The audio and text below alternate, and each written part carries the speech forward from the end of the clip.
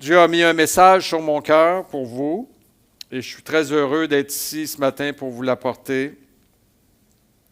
Je veux saluer ceux qui vont nous écouter par le biais de l'Internet. Je sais que vous êtes quand même nombreux à écouter les messages. Puis je sais qu'il y en a plusieurs qui vont m'écrire, par exemple, qui vont me dire que ça les édifie, ils ont besoin de ça. J'entendais des prières pour Jean et Linda, ça fait quelques semaines qu'ils ne sont pas là. Puis vous savez que la condition physique de Linda, combien c'est difficile. Puis quand elle réussit à venir le dimanche, elle dit « Ah, j'ai écouté le message de celui qui a prêché, je l'ai écouté 2 ou 3 fois, ça me fait tellement de bien. » Alors, je vous salue, vous qui êtes en ligne, qui écoutez les messages dimanche après dimanche parce que vous ne pouvez pas vous déplacer.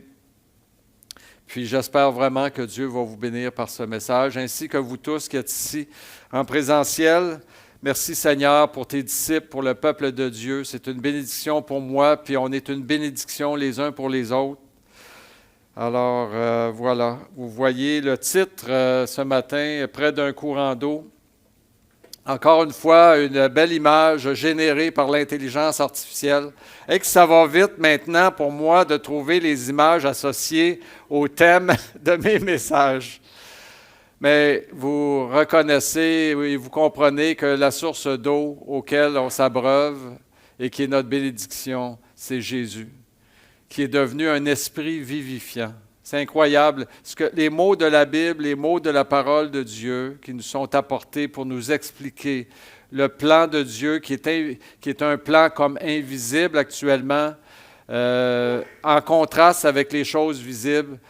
Et c'est tellement important, c'est tellement beau, c'est tellement merveilleux. Et c'est là où vous êtes. Vous êtes à côté de ce fleuve d'eau vive qui coule et vous vous abreuvez aux eaux, aux véritables eaux.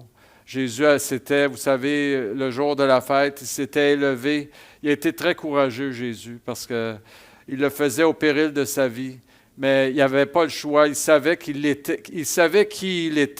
Et il savait pour quelle raison il était ici sur cette terre à Jérusalem. Et il s'est élevé au milieu de la foule puis il a crié « Si quelqu'un a soif, qu'il vienne à moi et qu'il boive.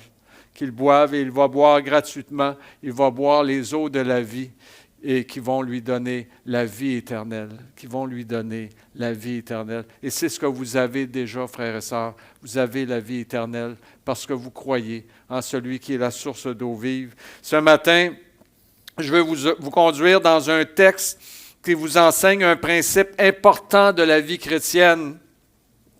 Et ce principe est celui-ci, vous devez porter des fruits. Ce n'est pas optionnel. On ne peut pas être stérile dans le Seigneur. Ça n'existe pas, la stérilité, dans la vie chrétienne.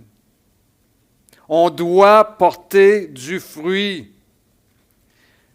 D'ailleurs, il y a un passage que je comprenais très bien ce matin, hier, quand je l'étudiais, lorsque Pierre dit dans son 2e épître, il dit « Faites tous vos efforts pour joindre à votre foi la vertu, la science, la tempérance, la patience, la persévérance, la piété, l'amour fraternel, la charité. Si ces choses sont en vous, elles ne vous laisseront ni oisifs, ni stériles, pour la connaissance de notre Seigneur Jésus-Christ. » Et là-dessus, c'est important parce que des fois, on lit des passages bibliques puis on a de la misère un petit peu à les intégrer parce qu'on les comprend mal, parce qu'on comprend, nous, actuellement, dans notre culture postmoderne, on dit, connaître, pour nous, on est rendu tellement scientifique, on est rendu tellement une culture scientifique que pour nous connaître, c'est très intellectuel. Alors que lorsque Pierre dit, ils ne vous laisseront ni oisifs, ni stériles pour la connaissance de notre Seigneur Jésus-Christ, Pierre, il pense à autre chose que juste de l'intellectuel. Parce que connaître dans la Bible, connaître dans la parole de Dieu, c'est avoir vraiment une relation intime. C'est pour ça, par exemple, que vous allez lire lorsque Marie a enfanté Jésus, il est dit qu'après cela, Joseph connut Marie. Alors, qu'est-ce que ça veut dire qu'il a connu Marie? Il ne la connaissait pas déjà? Oui, il la connaissait déjà. Intellectuellement, ou tu sais, il la voyait, c'était sa fiancée, mais il n'y avait pas eu d'acte sexuel, il n'y avait pas eu de relation encore. Voyez-vous comment connaître, comment le mot connaître peut avoir une signification beaucoup plus profonde que juste une connaissance intellectuelle. Et moi, je vous le dis que, comme Pierre le dit, si vous faites vos efforts pour joindre ces choses à votre foi, vous allez avoir une intimité avec Christ. Vous allez vivre des moments d'intimité extraordinaires. Je vous donne un exemple. Moi, je me souviens, il y a plusieurs années, je travaillais dans un entrepôt, puis vous savez, je n'étais pas si gros que ça. J'ai quand même pris du poids. Des fois, quand je vois sur la balance, je regarde mes 172 livres, je me dis, waouh, je suis rendu pesant, moi, là, je suis rendu gros. Mais à l'époque, j'étais à peu près à 125. Mettons, mouillé, je pouvais atteindre le 127, 128 livres. Et puis, je travaillais dans un entrepôt, puis on me mettait, c'est un entrepôt qui appartenait à Provigo, et les camions allaient livrer partout en Gaspésie. Ils se rendaient presque à Gaspé. Incroyable. Puis, on me mettait dans les camions pour charger le stock. J'étais bon pour placer, moi. Déjà, le jeu Tetris, là, moi, j'aurais été bon à l'époque dans ce temps-là. Fait que je plaçais les boîtes, il fallait s'organiser pour que quand les gars freinent, que ça ne se retrouve pas tout à terre. Mais quand je voyais les gars arriver avec les chariots puis des grosses poches de farine de 100 livres, je me disais, oh, ça y est, là, je vais suer. Et c'est là que je comprenais très bien que ma place n'était pas dans un camion en train de charger du stock, que je n'étais pas faite pour vivre comme métier, que je n'étais pas faite pour travailler, soit dans une shop ou dans un lieu où est-ce qu'il faut forcer physiquement. Je me voyais dans un bureau. Alors, le Seigneur m'a montré, je vais vous passer des étapes parce que ce serait trop long. Je me suis retrouvé à l'Université du Québec à Rimouski en train de faire un certificat en administration. Puis je me souviens, la première fois que j'ai dîné dans la cafétéria, tu sais, t'es pasteur, t'es parti, là, t'es jeune, d'un jeune pasteur, tu te dis, waouh, le Seigneur va être avec moi, les âmes vont se convertir, je vais être à la tête d'une église avec l'aide du Seigneur. Puis là, je me retrouve dans une université avec des jeunes, plus jeunes que moi. Puis je me pose la question, mais qu'est-ce que je fais ici? Mais qu'est-ce que je fais ici? Et là, je me souviens, je me suis mis en prière. Et là, je priais l'Éternel, puis je me répandais devant le Seigneur, comme ça, au milieu d'une cafétéria où il y avait plein de monde, il y avait plein de bruit, puis j'étais là, puis je priais. Et tout à coup, c'est extraordinaire ce que j'ai vécu. Je vous le dis, là, connaître le Seigneur, vivre une communion intime avec lui, là, c'est extraordinaire. Ça l'a changé tout mon momentum, ça l'a changé toute mon année, ça l'a changé toute ma carrière, toute mon orientation. J'ai senti, et je vous le dis, là, c'est pas parce que j'ai des problèmes de santé mentale, 2 mains sur mes épaules. OK? 2 mains sur mes épaules. Et pas juste 2 mains sur mes épaules. J'ai été comme, c'est comme si il y a quelque chose qui pénétrait en moi. Et je savais que c'était le Seigneur qui mettait lui-même ses mains sur mes épaules. Et j'ai senti une paix profonde. Et quand j'ai levé les yeux, je n'étais plus le même homme. Pierre dit, « Il ne vous laissera pas oisif ni stérile pour la connaissance de notre Seigneur Jésus-Christ. » Je vous donne une autre anecdote, c'est trop fort. J'étais, dans ces temps-là, je faisais un petit peu comme d'autres, je ne le nommerai pas, mais je sais qu'il y en a qui font ça, qui se lèvent tôt le matin. Moi, j'ai de la misère à me lever le matin. Moi, je suis du soir, je ne suis pas du matin, OK? C'est ce qu'on appelle le syndrome de l'adolescence. Ben. Puis là-dessus, moi et Nathalie, on se ressemble un peu parce qu'elle, c'est la même chose. Le soir, elle n'endort pas, elle est éveillée, puis le matin, c'est dur de se lever. On se lève. Mais c'est dur de se lever. Il y en a qui se lèvent à 5 heures le matin, puis sont tout frais, tu sais, puis des vrais oiseaux du matin. Moi, je ne suis pas comme ça. Puis j'avais quand même, tu sais, je me disais, OK, là, on enseigne beaucoup, tu sais, puis je vois des frères zélés, puis des personnes zélées qui se lèvent le matin, puis que ça prie, puis ça lit. Je me suis dit, il faut que je fasse ça, moi, si je veux être spirituel. Tu sais, si je veux montrer que je suis spirituel, il faut que je me lève le matin. Fait que là, je le faisais 2, puis 3, puis 4 jours, mais le 5e, puis le 6e, là, je n'étais plus capable. Là, tu sais, c'était trop. Puis un matin, il était à peu près, d'après moi, il était autour de 6 heures, 6 heures moins quart. J'entends, je sens mon bras, c'est comme si une main me prit la main, puis l'a sorti du lit. Là, je me suis réveillé, il n'y avait pas personne à côté de moi. J'ai dit, voyons, j'ai rêvé. Tu te lèves-tu? Ah, je vais prendre encore quelques minutes. Je me rendors solide. Et là, j'entends « Marc! » Là, j'ai dit « Voyons, qu'est-ce que c'est ça? » Fait que là, je sors du lit, puis je m'en vais dans le cubicule où je faisais mon temps de prière. Le cubicule était au sous-sol. On ouvrait la porte, il y avait une toilette, un rouleau de papier de toilette. Puis on avait juste la place pour se mettre à genoux, on fermait le bol, puis on s'appuyait sur le bol. C'était mon cubicule pour prier. Vous voyez? Mes frères et sœurs, ça a été un autre moment de grâce. Je vous le dis, là. Et là, j'ai compris pourquoi il fallait que je sorte du lit. J'ai compris que c'était un ange qui est venu dire « Hey, là, à matin, là, c'est important que tu sois là parce que lui, il a décidé de venir te visiter et de t'encourager, de te fortifier, puis te dire qu'il est avec toi. » Et je vous le dis, ça a été comme si j'avais été avec Jésus sur la montagne. Ça a été comme si j'assistais à la transfiguration et j'ai senti une présence. C'est comme il est venu me visiter. Vraiment, là, et ce n'est pas mon imagination, là, c'est un phénomène invisible, spirituel, intérieur. C'est un moment de grâce, c'est un moment d'intimité, de grande connaissance. J'étais en train de le connaître. Il ne vous laissera ni oisif, ni stérile pour la connaissance de notre Seigneur Jésus-Christ. Et je vous le dis, frères et sœurs, continuez à faire vos efforts. Je ne sais pas quand, je ne sais pas à quel moment, mais le Seigneur, ce n'est pas juste à moi qui se révèle ainsi. Ce n'est pas juste moi qui ai le droit ou qui a la grâce de le connaître. Ça s'adresse à tous ceux qui font leurs efforts. Ils ont l'opportunité de vivre des moments de grâce, d'intimité, de connaissance intime avec Jésus-Christ. Et ça transforme une vie. Ça transforme nos vies.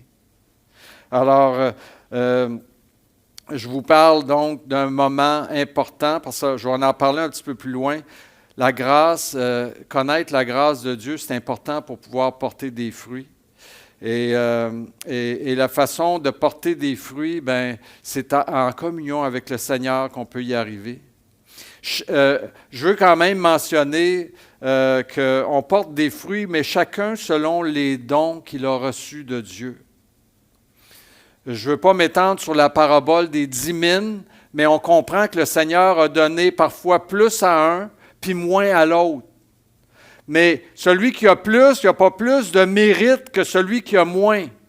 Mais les deux ont l'obligation de faire valoir ce qu'ils ont reçu, par contre. Et ça, c'est important. Je veux juste lire avec vous le premier passage des Écritures qui dit ceci, c'est le psaume 1. Puis je réalisais hier que, wow, tu sais, l'Esprit Saint a pris la peine avant de commencer pour le début, les premières phrases du psaumier, parce que c'est un recueil de psaumes, de louanges. 150 psaumes nous sont donnés dans les psaumes. Et les premiers mots, le début même des psaumes est tellement important pour tous les autres psaumes qui vont suivre. Il est mentionné « Heureux l'homme qui ne marche pas selon le conseil des méchants, qui ne s'arrête pas sur la voie des pécheurs et qui ne s'assied pas en compagnie des moqueurs, mais qui trouve son plaisir dans la loi de l'Éternel et qui la médite jour et nuit. Il est comme un arbre planté près d'un courant d'eau qui donne son fruit en sa saison et dont le feuillage ne se flétrit point. Tout ce qu'il fait, lui, réussit. Croyez-vous cela? Croyez-vous cela? Oui, hein? Maintenant, le mettre en pratique, c'est une autre paire de manches. Parce qu'il faut vraiment garder notre cœur tourné vers les choses spirituelles. Puis, on vit dans un corps de chair aussi. Donc, la chair a des désirs contraires à ceux de l'esprit. Donc, parfois, et souvent même, il y a des combats pour accomplir ce qui est dit.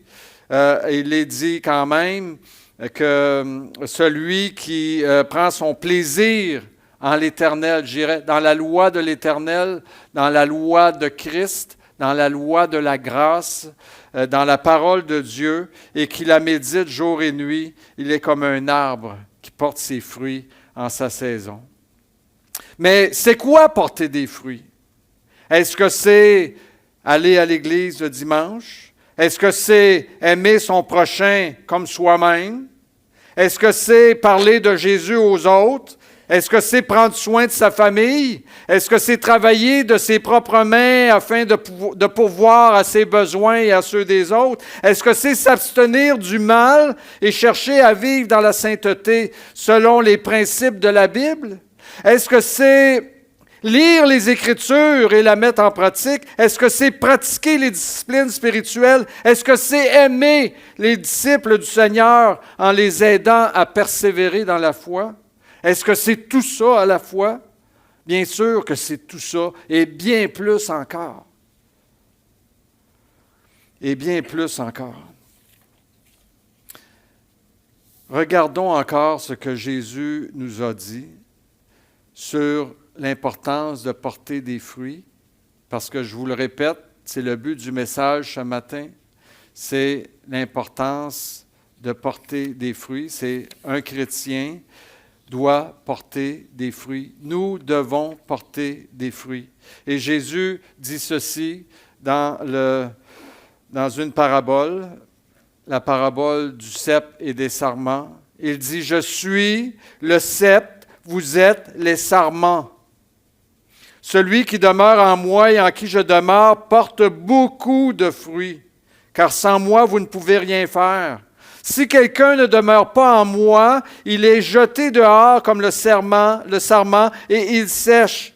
Puis on ramasse les sarments et on les jette au feu et ils brûlent. » Jésus dit, « Si vous demeurez en moi et que mes paroles demeurent en vous, demandez ce que vous voudrez et cela vous sera accordé. Si vous portez beaucoup de fruits, c'est ainsi que mon Père sera glorifié et que vous serez mes disciples. » Et savez-vous, on accroche, on dit, et demandez, ce que vous voudrez, cela vous sera accordé.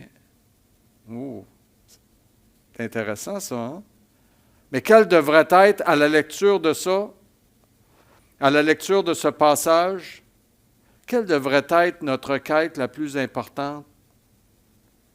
Moi, après avoir lu ceci et après y avoir réfléchi, après l'avoir médité, après m'être tourné vers Dieu en pensant à ce passage des Écritures, ma requête principale, c'est « Seigneur, donne-moi la possibilité de porter plus de fruits pour toi. »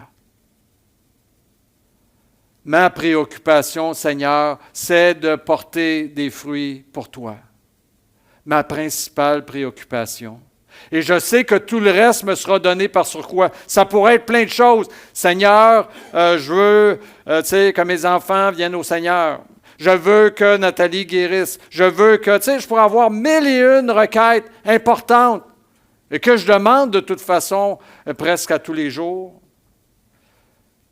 Mais à la lecture de ceci, quand je vois l'opportunité, la porte que Jésus est en train d'ouvrir, puis qui dit « Demandez ce que vous voudrez », qu'est-ce que vous allez demander? Qu'allez-vous demander? Vous vous souvenez que Salomon avait fait une prière, puis il avait dit « Seigneur, donne-moi la sagesse pour gouverner ton peuple. » Et qu'est-ce que l'Éternel lui a dit? Parce que tu n'as pas demandé pour toi la richesse, la gloire, puis un paquet de choses qui te glorifieraient toi, parce que tu as demandé des choses qui vont me glorifier moi, bien, je vais te donner de la sagesse plus que tout homme n'a jamais eu sur terre. et plus que tout homme n'en aurait jamais après toi. Alors voyez-vous l'avantage de demander les choses que Dieu veut qu'on demande.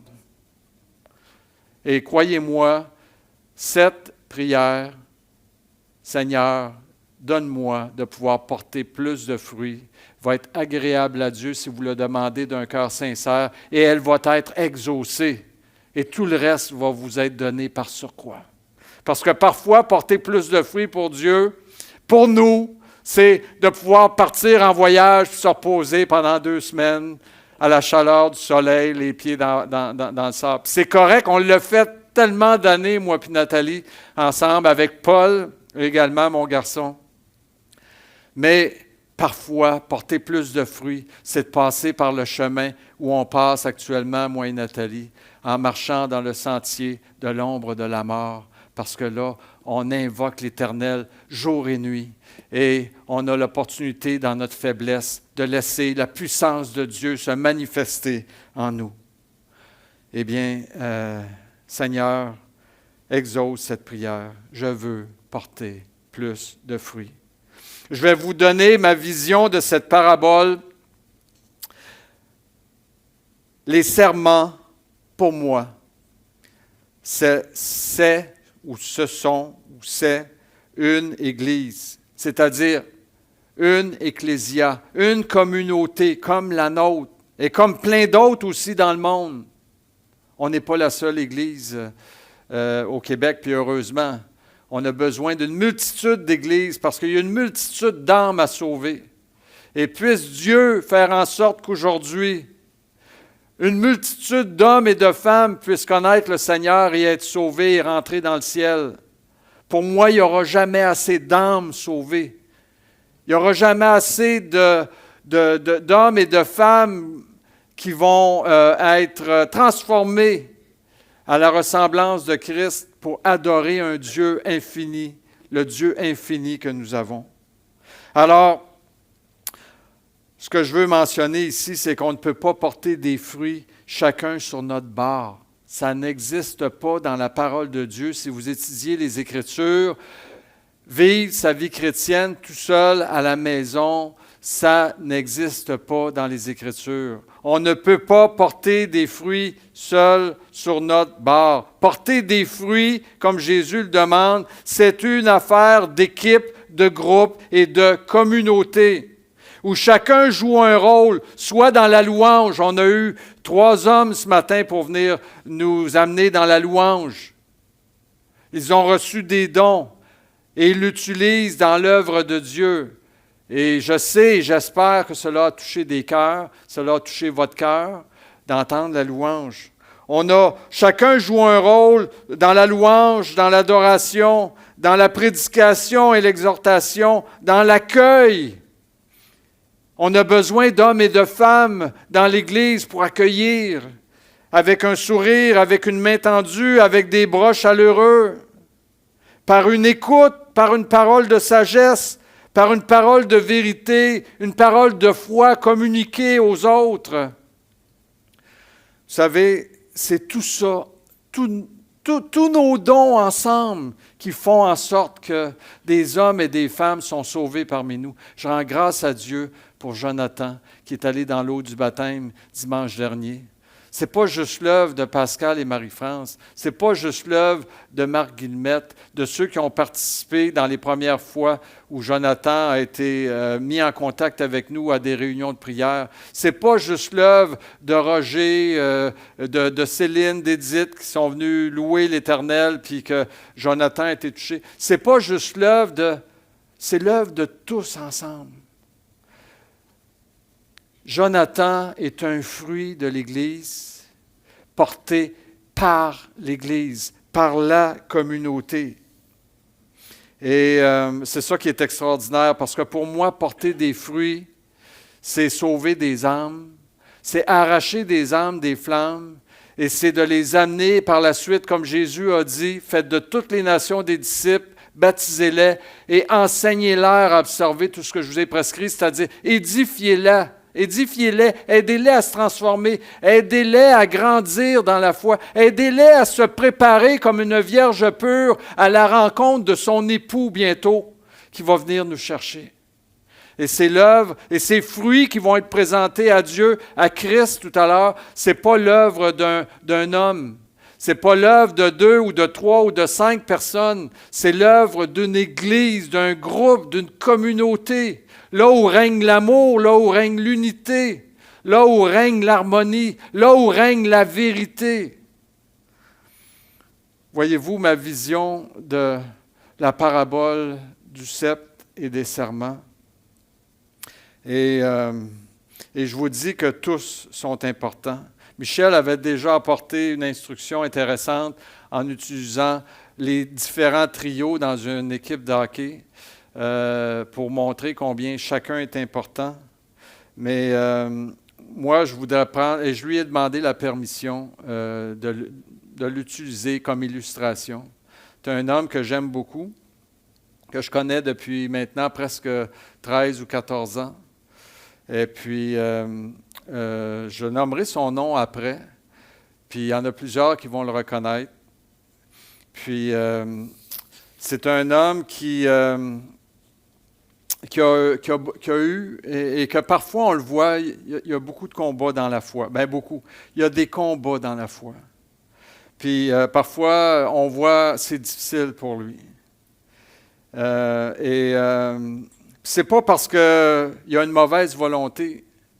Il voudrait, je suis convaincu, être capable de venir ici en avant puis de prêcher lui aussi la parole. Il voudrait avoir le don de louer puis de conduire une église dans la louange. Mais il n'a pas reçu ces dons-là. Pour lui, parler, donner des versets de la parole de Dieu, puis encourager spirituellement, pour lui, c'est difficile parce qu'il n'a même pas reçu ce don, cette capacité de focusser sur la Bible, puis de lire la Bible, puis d'avoir le goût de lire la Bible, puis d'arriver, puis de dire aux autres, « Regardez qu'est-ce que j'ai lu, puis c'est important, puis ta. »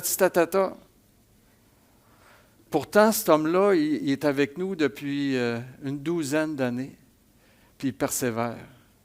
Puis, c'est pas juste de la mauvaise volonté de sa part, puis loin d'être de la mauvaise volonté, parce qu'il y a aussi des problèmes de santé. Puis ces problèmes de santé l'affectent au point que, parfois, il disparaît. C'est comme si on ne le voyait plus pendant quelques semaines, il n'est plus là.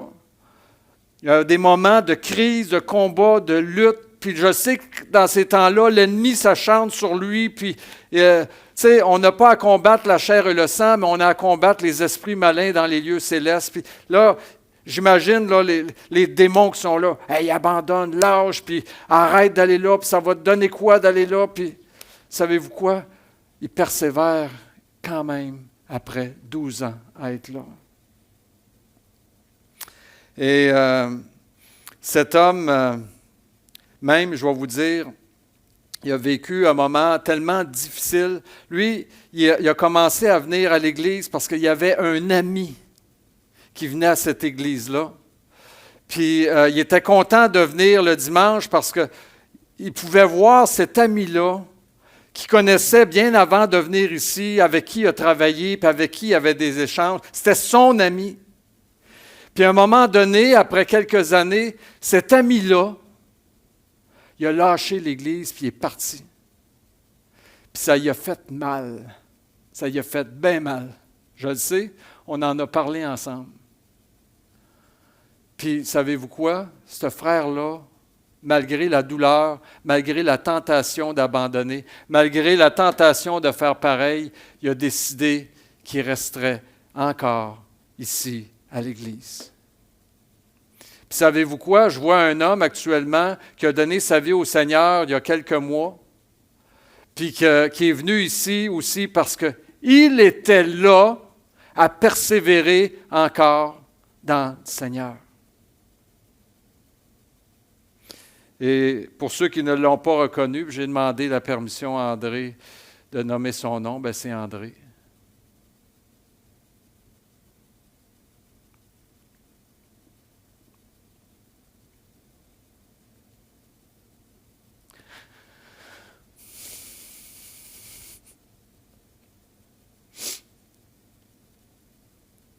Moi, je suis heureux de dire ceci.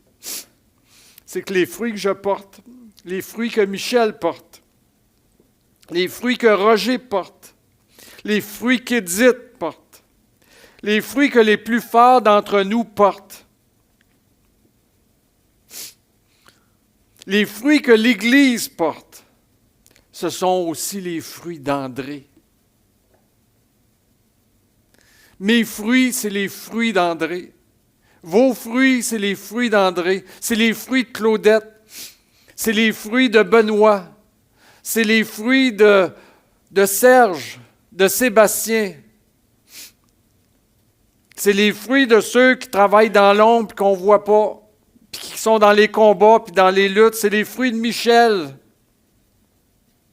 Puis je sais que j'en parle, je pourrais en nommer plusieurs. On n'est pas quelques-uns qui vont être couronnés ici. On est tous ensemble. Tous ensemble, on va être couronnés ensemble.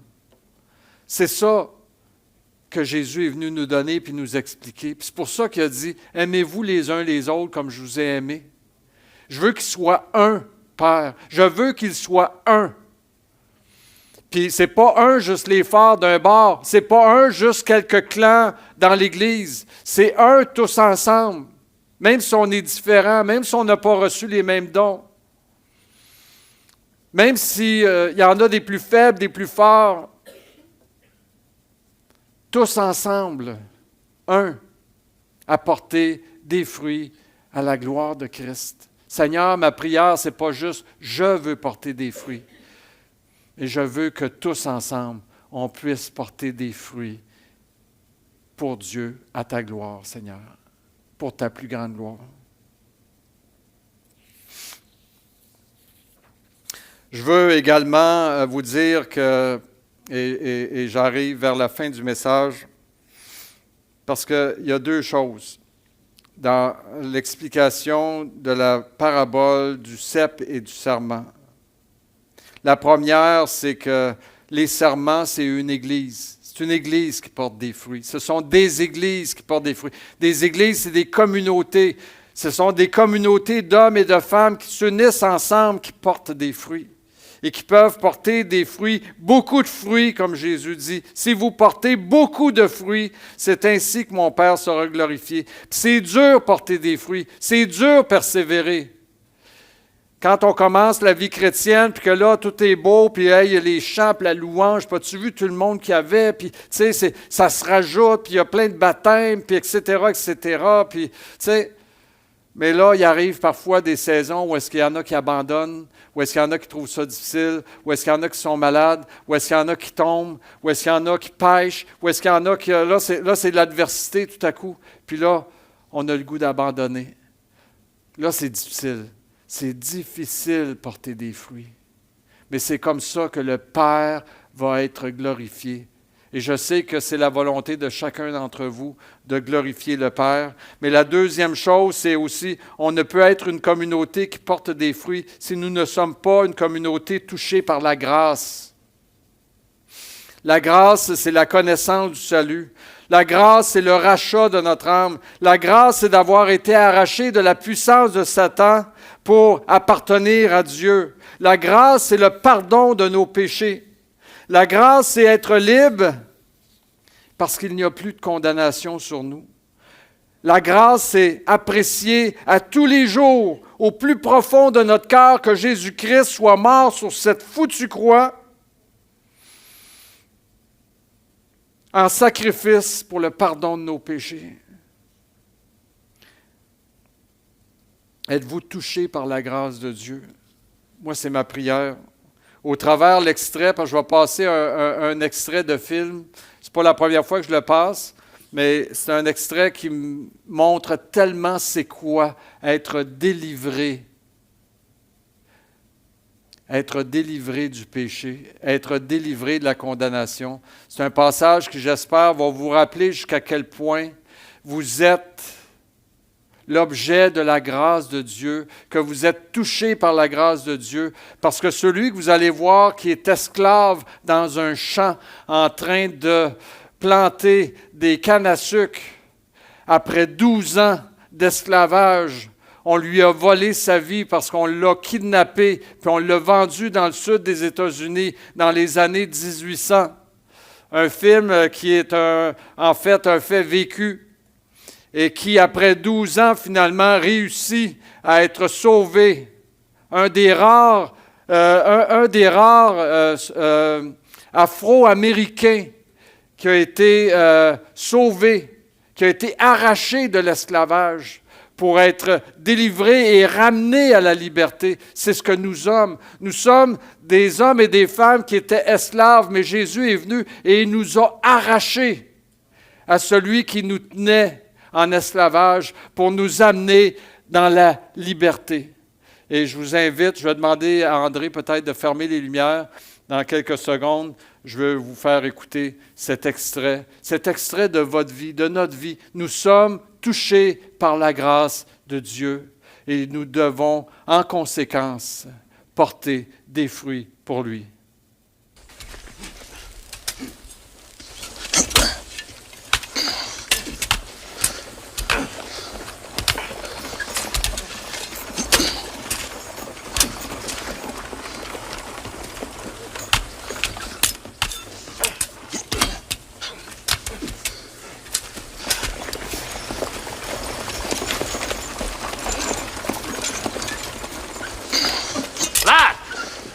Lequel d'entre vous s'appelle Platt? Approche, mon gars.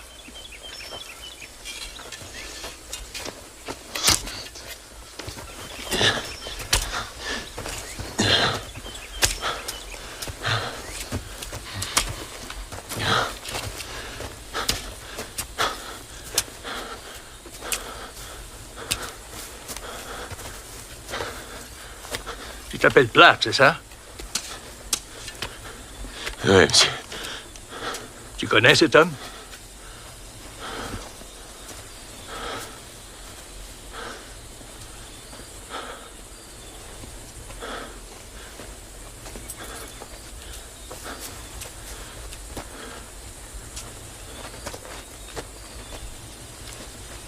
Monsieur Parker.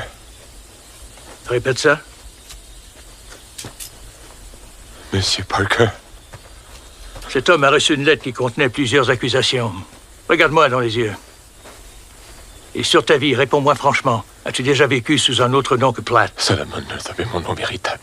Shérif, qu'est-ce qui se passe au juste? Cette affaire vous concerne pas. Ça concerne mon nègre, ça me concerne. Pas pour le moment, non. Parle-moi de ta famille. Platt, J'ai une femme, 2 enfants. c'est quoi cette merde? Comment s'appellent tes enfants? Margaret et Alonso. Quel était le nom de ta femme avant le mariage? Anne Hampton, je suis celui que je dis être. Où est-ce que tu vas, Platt?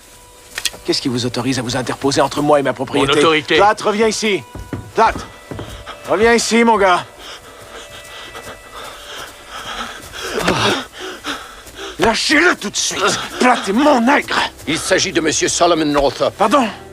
Vous venez chez moi, je ne vous connais même pas et vous J'ai m'insultez. aucun doute, cet homme est Solomon Northup. C'est ça, et c'est mon nègre, et je vais me battre pour le garder. C'est votre droit, et ce sera un plaisir pour moi de vous ruiner en cours de justice. Votre décision. Lâchez cet homme. Je sais que tu as manigancé tout ça, Platt. Je peux t'assurer que tu vas le regretter. Faites compris? pas attention à lui. J'ai payé une fortune pour ce nègre. La justice a des papiers pour le prouver. Nous avons des papiers qui Écoute-moi, prouvent qu'il est libre. Tu m'appartiens. Tu es à moi, tu comprends, Platt? Lâchez-le. Tu recevras 200 coups de fouet avant la tombée de la nuit. Platt! Va chercher mon cheval, Treach.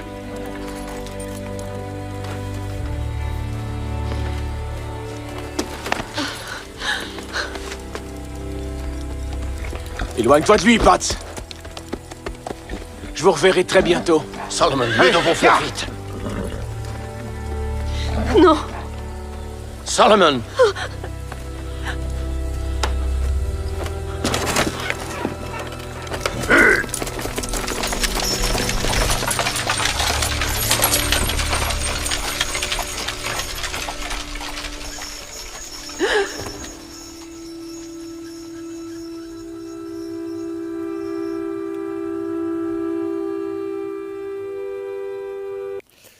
Je ne sais pas si vous vous êtes reconnus. Moi, je me suis reconnu. Et pour moi, la figure de celui qui vient aider pour la délivrance, qui vient chercher Solomon, c'est Jésus. la figure spirituelle, si on y voit une figure spirituelle. Et on voit l'acharnement, parce que ça s'est vraiment passé. Si vous lisez sur Wikipédia ou dans d'autres dictionnaires d'histoire, vous allez voir que le maître qui était propriétaire de Solomon était un maître très, très dur. Il battait, il fouettait. Ça a l'air qu'à tous les jours et presque continuellement, journellement, tous les esclaves entendaient les fouettes. Il y avait toujours quelqu'un qui était en train d'être fouetté sur sa terre. Et ce maître-là, même, était tellement méchant, il violait les femmes. C'était terrible. C'était terrible. Puis, vous savez, le diable, c'est un despote, c'est un maître terrible. On a été délivrés de sa main, puis aujourd'hui, on travaille contre lui pour aller chercher d'autres personnes qu'il maintient dans l'esclavage du péché. C'est pour ça qu'on a tout un combat et une lutte. Et je rends grâce à Dieu parce que Jésus a combattu pour nous et est venu nous chercher. Quand Paul a reçu cet appel de la part de Jésus, puis Jésus lui a dit, « Je vais t'envoyer, je t'envoie parmi les nations pour que tu les fasses passer des ténèbres à la lumière, de la puissance de Satan à Dieu. » Pouvez-vous réaliser le combat spirituel, la lutte? Tu sais, l'apôtre Paul, il est monté au front, puis vous savez comment il a reçu de coups de fouette réellement, comment il a été battu de verge, lapidé, laissé pour mort et tout ce qu'il a souffert, ainsi que tous les autres disciples qui ont voulu travailler à l'évangélisation pour aller, avec l'aide du Seigneur, chercher ceux qui étaient maintenus en esclavage. On a une grande grâce de voir encore Jonathan aujourd'hui, quand je le regarde. C'est notre dernier arraché des flammes. Puis je vous invite à prier pour Takiara, qui on sent l'appel déjà. En tout cas, moi, je vois déjà le Seigneur est en train de cogner à la porte de son cœur pour qu'elle puisse comprendre et ouvrir son cœur à Jésus, elle aussi pour passer des ténèbres à la lumière, de la puissance de Satan à Dieu.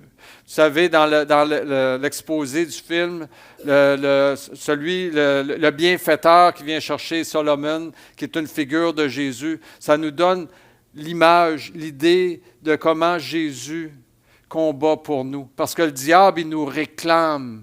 Le diable est notre accusateur devant Dieu. Le diable veut nous ravoir, il travaille pour nous ravoir, pour nous remettre sous sa solde. Mais Jésus lutte encore, il est notre avocat fidèle auprès de Dieu, qui travaille jour et nuit et constamment pour nous garder. Et il nous a fait cette promesse, celui qui croit en moi va être dans ma main. Et il va être aussi dans la main de mon Père. Et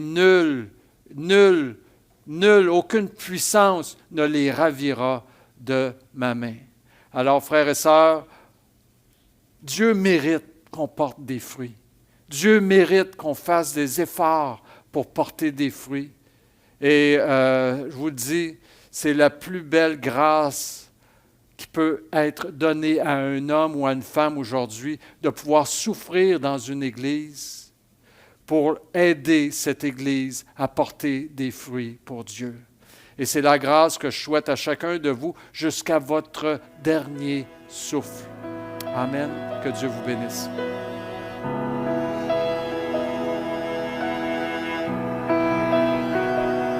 Chaque instant de chaque jour qui passe, en Jésus, je puis me confier. Cet ami que jamais rien ne lasse me soutient, sait me vivifier. Amen. Et son cœur si patient, si tendre, c'est pourvoir aux besoins de ma foi. À lui seul, j'ai appris à m'attendre et je sais qu'il s'occupe de moi. Merci Seigneur parce que ta main est sur nous Seigneur. Ton esprit est sur nous et nous nous tenons devant l'Éternel ce matin. Aide-moi à n'avoir confiance qu'en toi seul, mon Maître, mon Seigneur. Tu connais toutes mes défaillances, mon salut est seul en ta faveur. Et son cœur si patient, si tendre, c'est pour voir aux besoins de ma foi. À lui seul, j'ai appris à m'attendre et je sais qu'il s'occupe de moi.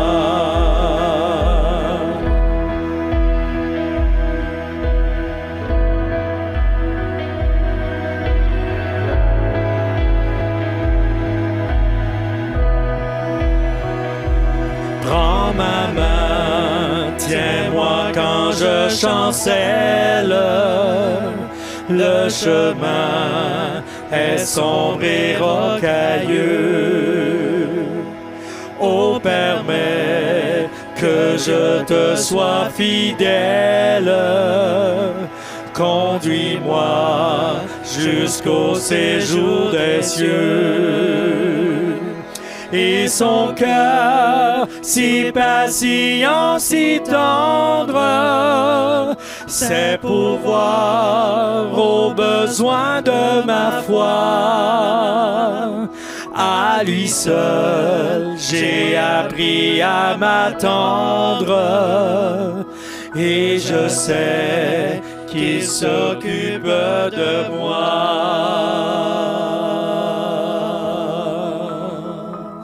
Merci parce que tu t'occupes de nous, Seigneur. Tu fais plus dans une nuit, Seigneur, ce qu'on peut faire dans une vie par la prière, Seigneur. Alléluia, Jésus. Donne-moi